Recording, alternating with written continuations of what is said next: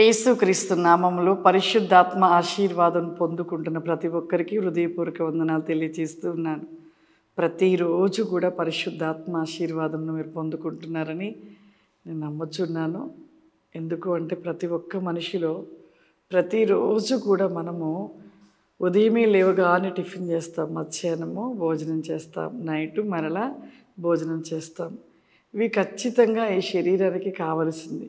ఎందుకు అంటే ఇవి భుజించకపోతే మన శరీరం నీరసమైపోతుంది, బలహీనమైపోతాం.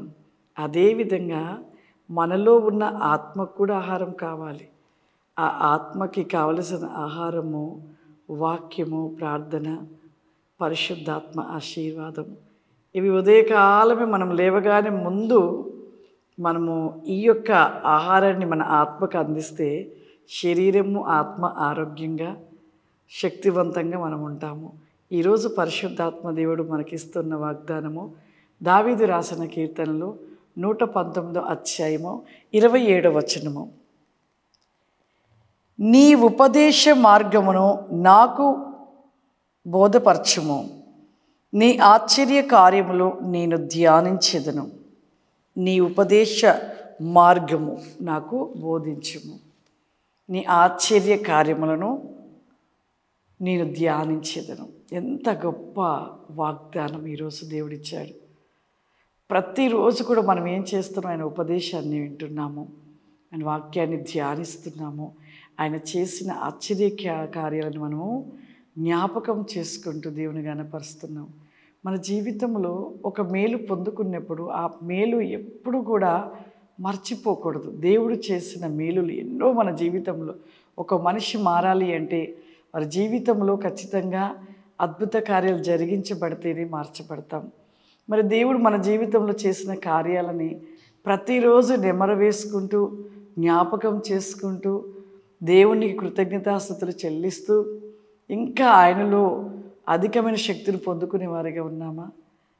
అందుకే మీకు ఇప్పుడు చెప్తూ ఉన్న మాట ముందుగా మీకు చెప్పాను కదా, ఉదయం లేవగానే ఫస్ట్ మన శరీరం కోసము మరి ఆకలిగా ఉండి టిఫిన్ చేయడము, మధ్యాహ్నం భోజనం చేస్తూ రాత్రి భోజనం చేస్తాం.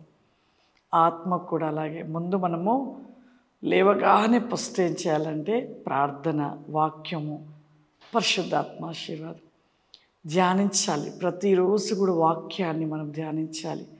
వాక్యమును ధ్యానించి ఉపదేశమును మనము వింటూ ఉపదేశమును ధ్యానిస్తూ ఇంకా ఏం చేయాలి? పరిశుద్ధాత్మ ఆశీర్వాదాన్ని పొందుకోవాలి. ఈ 3 విషయములు మనం ప్రతిరోజు కలిగి ఉంటే ఆత్మకు కూడా మనము ఏమి పెడుతున్నాం? భోజనం పెడుతున్నాం. ఆత్మ కూడా ఆత్మను మనలో ఏ విధముగా బలహీనులుగా ఉంటున్నామో ఆత్మను మనము బలపరుచుకున్న వారి శరీరము ఆరోగ్యంగా కూడా నిలిచి ఉంటుంది. ప్రతి ఒక్కరి జీవితంలో ఈ 3 విషయాలు కలిగి ఉండాలి. ఇవి ఎప్పుడైతే మనం కలిగి ఉండమో మన జీవితంలో ఏదో రకమైన శ్రమలు, శోధనలు, శరీరానికి కూడా అంతే కదా.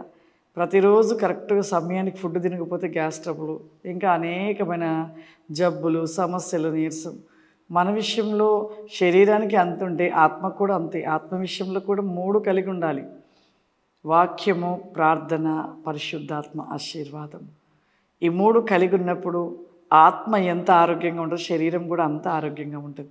కాబట్టి ఈ 3 విషయంలో ప్రతిరోజు కూడా ఒక్కరోజు కూడా మీరు ఏం కాదులే, ఒక్కరోజు పొందుకోపోతుంది, ఒక్కరోజు ప్రార్థన చేసుకోపోతుంది అనుకోని మీరు నిర్లక్ష్యం చేయొద్దు. అలా నిర్లక్ష్యం మీ శరీరానికి చేస్తారా? ఒకరోజు భోజనం చేయకపోతే ఏంటి, 10 రోజులు చేయకపోతే ఏమవుతుంది అనుకుంటే శరీరం ఏమైపోతుంది? నీరసం అయిపోతుంది. మనలో కూడా దేవుని మంట ఎప్పుడు మండుతూ ఉంటేనే మనం కూడా శక్తివంతులుగా ఉంటాం. కాబట్టి ప్రతిరోజు కూడా ఈ విషయంలో 3 కలిగిన వారిగా ఉంటే ప్రతి దినము కూడా మండుతున్న వారిగా శక్తివంతులుగా మనం నిలిచి ఉంటాం. సర్వశక్తివంతుడా దయగల తండ్రి, నీకు వందనాలు చెల్లిస్తున్న. పరిశుద్ధాత్మ ఆశీర్వాదాన్ని ఎంతమంది పొందుకుంటూ ప్రతిరోజు కూడా చూస్తున్నారో ప్రభువా, వారి జీవిత వేగంలో మీ అభిషేకంలో దయచేయండి అయ్యా. మీ అగ్ని మండించండి నాయన, మీ శక్తి చేత నింపండి ప్రభా. నిఖోందల రబాసి గ్లోరాబాసి కాంది మైక్లిజాబాసి కోబాది ఖమాందారా, అతి వేగమైన మీ శక్తి చేత నింపండి ప్రభా. మీ అభిషేకము చేత నింపండి నాయన, మీ ఆత్మ చేత నింపండి ప్రభా. నీ బలమైన రికోసమైన ప్రత్యేకమైన కృపరి కాందలిస్టెల్ బికాస్ సిఖావరిమా ఈ ప్రోస్టిఖావా శివరి రామ్దిరి ఇలా రాసి కావరిమా ఈ ప్రోగ్రాం చూస్తున్న వారిలో ప్రభా ఏ కొదువ ఉందో నా ప్రభా ఆ కొదువను తీర్చండి, ఆరోగ్యము దయచేయండి నాయన, వారి జీవితంలో సమృద్ధి దయచేయండి పరిశుద్ధాత్మదేవ. దినదినము మండుచున్న వారిగా ఉండాలయా, మండుచున్న వారిగా ఉండాలయా. ఆత్మ కలిగి ఆత్మలో నిత్యము మండుచు వెలిగించబడుతూ దినము మీ ఆశీర్వాదముల చేత నింపబడుచు అతివేగమైన కృపను దయచేయమని యేసు క్రీస్తు నామం నడిచిన తండ్రి, ఆమేన్. God bless you. దేవుడు మిమ్మల్ని దీవించును గాక. ఆమేన్.